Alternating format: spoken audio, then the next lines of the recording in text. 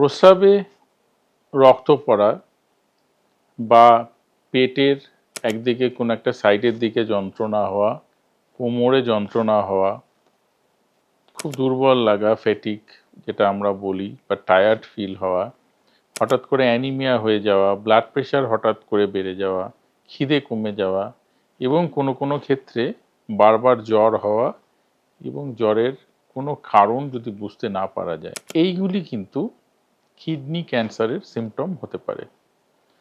এছাড়াও কিছু কিছু মানুষের পা ফুলে যেতে পারে, পা ফুলে যাওয়া, বা রিয়ালি কখনো কখনো পুরুষদের অন্ডকোষের ভেইনগুলো প্রমিনেন্ট হয়ে যেতে পারে, সেগুলি কিডনি ক্যান্সারের লক্ষণ হতে পারে। কিডনি ক্যান্সার কিন্তু তার ট্রিটমেন্ট এবং তার রেজাল্ট কিন্তু অত্যন্ত ভালো।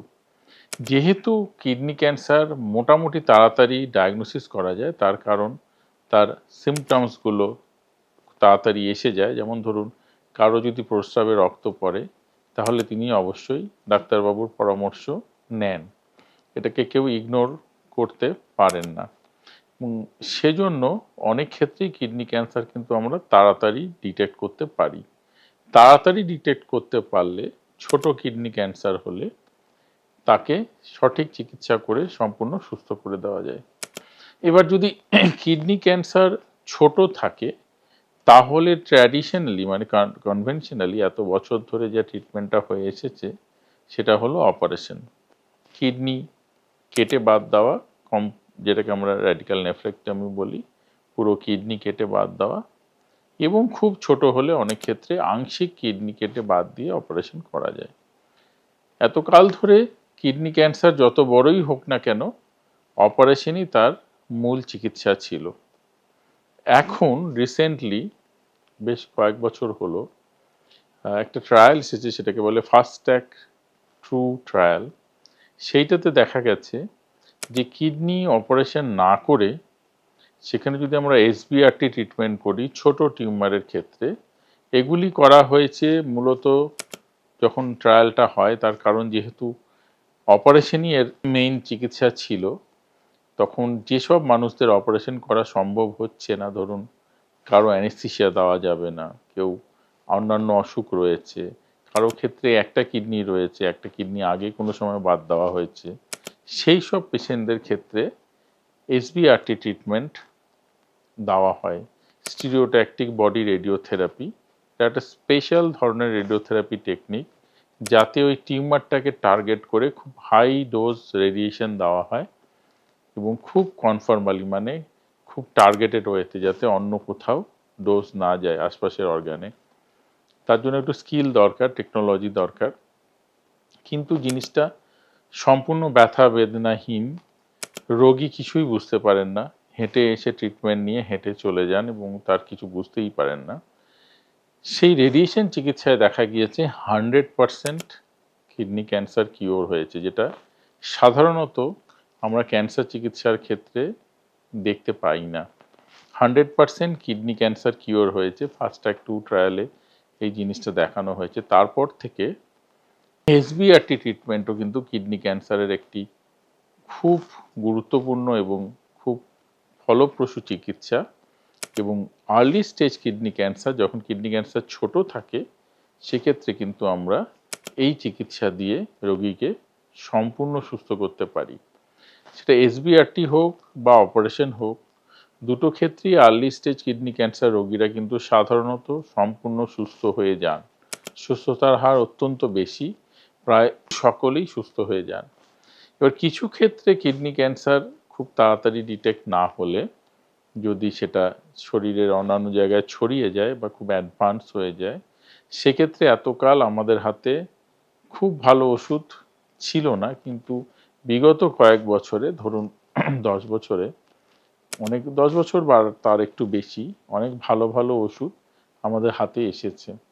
সেগুলিকে আমরা টার্গেটেড থেরাপি আর ইমিউনোথেরাপি বলি, যেগুলি টিউমারটা যে পাথওয়ে দিয়ে মানে মলিকুলার লেভেলে একেবারে ভেতরে গিয়ে জিন লেভেলে স্টাডি করে দেখা গেছে টিউমারটা বা ক্যান্সারটা যে রাস্তা দিয়ে বা যে পাথওয়ে দিয়ে তা বিভাজিত হয়ে ক্রমাগত বেড়ে চলেছে, সেই জায়গাতে ব্লক করে দিয়ে টিউমারের গ্রোথ বা ক্যান্সারের গ্রোথটাকে বন্ধ করে দেওয়া যায়।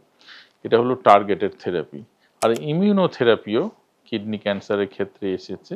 আপনারা অনেকেই জানেন ইমিউনোথেরাপি হলো কিছু স্পেশাল ওষুধ যেগুলি দিলে পরে ক্যান্সার কোষটা বডির ইমিউন সিস্টেমের কাছে এক্সপোজড হয়ে পড়ে। মনে রাখবেন এটা কিন্তু বডির ইমিউনিটি বাড়িয়ে দেওয়ার চিকিৎসা নয়, এটা ক্যান্সার কোষ এক ধরনের মুখোশ পরে থাকে, সেই মুখোশটা খুলে দিয়ে তাকে বডির ইমিউনিটির কাছে মানুষের শরীরে যে রোগ প্রতিরোধ ক্ষমতা বা অনাক্রম্যতা থাকে তার সামনে তাকে ওপেন করে দেওয়া হয়, যাতে সে তাকে আইডেন্টিফাই করে তাকে বুঝতে পেরে যে এটা খারাপ কোষ মেরে দেয়।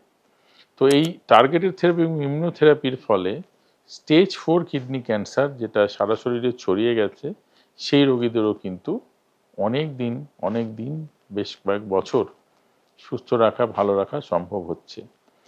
কাজেই কিডনি ক্যান্সারের যে লক্ষণগুলো আমি বললাম, এই ধরনের লক্ষণ কারো হলে একটু সতর্ক হন। সাধারণত মানুষ সতর্ক হন। অন্যান্য ক্যান্সারের ক্ষেত্রে আমি বলি যে লক্ষণগুলো অনেক সময় ইগনোর হয়, কিন্তু ইউরিনে রক্ত এলে সেটা ইগনোর করা মুশকিল, সতর্ক হন। ফ্ল্যাঙ্ক পেন মানে পেটের সাইডের দিকে যদি ব্যথা হয়, কোমরের দিকে ব্যথা হয়, হঠাৎ পা ফুলে যায়, হঠাৎ অ্যানিমিয়া হয়ে যায়, ব্লাড প্রেশার বেড়ে যায়, এই ধরনের সমস্যাগুলো হলে কিন্তু একবার কিডনিটা পরীক্ষা করে নেওয়া দরকার। সাধারণত ভালো আল্ট্রাসোনোগ্রাফি টেস্টে আমরা কিডনির মাস দেখতে পাই, কিন্তু সেটা কি ধরনের কিডনির টিউমার, সেটা ক্যান্সারাস কি ক্যান্সারাস নয়, এটা বোঝার জন্য ভালো সিটি স্ক্যান করা জরুরি। সিটি স্ক্যান করলে আমরা বুঝতে পারি যে এটা ক্যান্সারাস কি ক্যান্সারাস টিউমার নয়। ক্যান্সার ছাড়াও কিডনিতে আরও নানান ধরনের টিউমার, সিস্ট এগুলি হয়ে থাকে, কাজেই সেটা সিটি স্ক্যান করলে আমরা বুঝতে পারি। এবং সাধারণত কিডনির ক্যান্সারের ক্ষেত্রে আমরা বায়োপসি সাধারণত নিই না, যদি না সেটা স্টেজ 4 হয়ে যায়। খুব কম ক্ষেত্রেই আমরা বায়োপসি নিই, সাধারণত ইমেজিংয়ের ওপরে বা রেডিওলজি ডায়াগনোসিসের ওপর ভিত্তি করে আমরা তার চিকিৎসা করি, সেটা অপারেশন হতে পারে বা এসবিআরটি ট্রিটমেন্ট হতে পারে। এসবিআরটি ট্রিটমেন্টটা আমি বেশি করে হাইলাইট করছি, কেননা আপনারা জানেন যে অপারেশনটা একটা বড় অপারেশন এবং কিডনি বা কিডনির খানিকটা অংশ তাতে বাদ চলে যায়। যেখানে এসবিআরটি সম্পূর্ণ ব্যথা বেদনাহীন, কিছু বুঝতেই পারেন না পেশেন্ট কি চিকিৎসা হচ্ছে, এবং তাই দিয়ে কিন্তু সেম কিওর পাওয়া সম্ভব। কলকাতা শহরেও আমি বেশ কিছু রোগীর এসবিআরটি চিকিৎসা কিডনির করেছি এবং তারা সকলেই সুস্থ আছেন। ধন্যবাদ।